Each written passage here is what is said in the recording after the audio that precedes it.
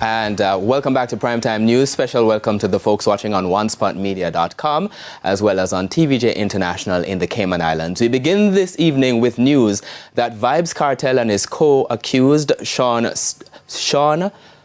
Storm Campbell, Kahira Jones and Andre St. John have been officially released from prison. The popular artiste emerged from the Tower Street Adult Correctional Facility in Kingston minutes after 5 this afternoon, giving dozens of fans their first glimpse of him as a free man since 2011. Now, we're going to be having details of that story a little later on, but I am joined at this point by legal correspondent Dion Jacks Miller, who will be sharing some of the aspects of the ruling that led to his release this afternoon. I understand you said there were 12 grounds. Well, 12 factors that the court looked at in deciding whether a retrial should be ordered.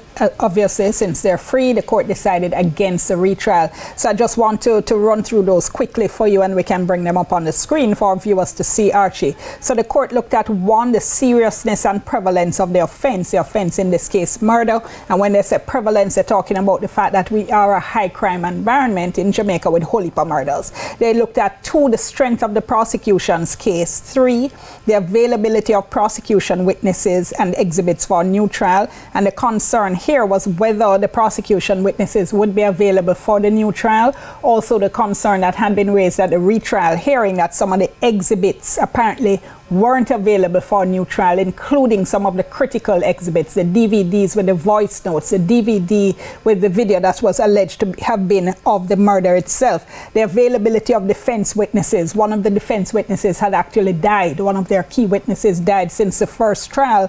Big concern for the court, the issue of delay and whether there could be a retrial within a reasonable time, because what happened, the men have been in trial since September 2011. Lizard was killed in August 2011. That's nearly 13 years. A retrial could perhaps take another 2 years before it gets underway. So then you're coming into possible conflict now with the men's right, constitutional right to have a fair trial within a reasonable time. And the court was looking at the fact that if a retrial was ordered, you'd then be talking about probably breaching their constitutional rights in terms of that.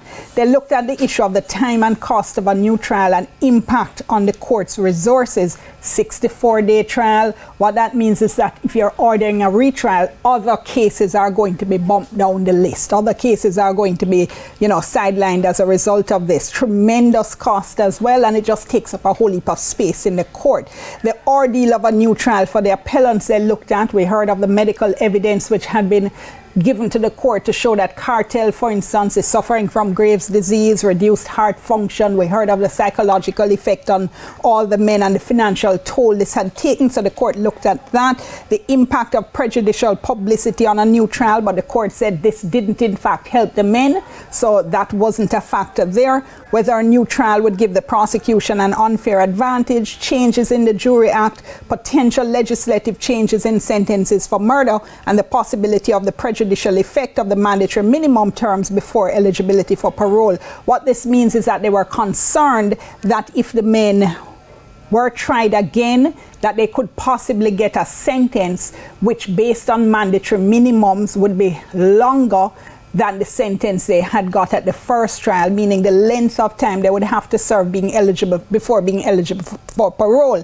That's not supposed to happen. You're not supposed to get a harsher sentence on retrial than you got the first time around. So what the court did, I've cited all of that to say that the court has a complex task. It has to look at all these factors, balance all these factors, the seriousness of the crime against all these other factors, and on balance, the court came to the conclusion that it's not in the interest of justice to order a retrial. Was there any particular matter that the court considered that it was like this was perhaps the turning point for us, or the most important matter? I would say delay, because that was what we heard over and over again, the concern about delay and how their rights could possibly be affected there in terms of the right to fair trial within a reasonable time. And finally, there's a lot to bite into, and we're certainly going to be doing that over the next couple of days. But talk to us about the significance of this ruling, because appeal courts also helped to sort of shape the law. So the significance of this ruling as it relates to retrials. There are a couple of things I would say, because the courts over the years have set out this list of factors to look at in terms of deciding whether to order a retrial. What this court did was look at those factors and add some more. So we now have a really, new comprehensive ruling in terms of the factors to be determined in looking at a retrial.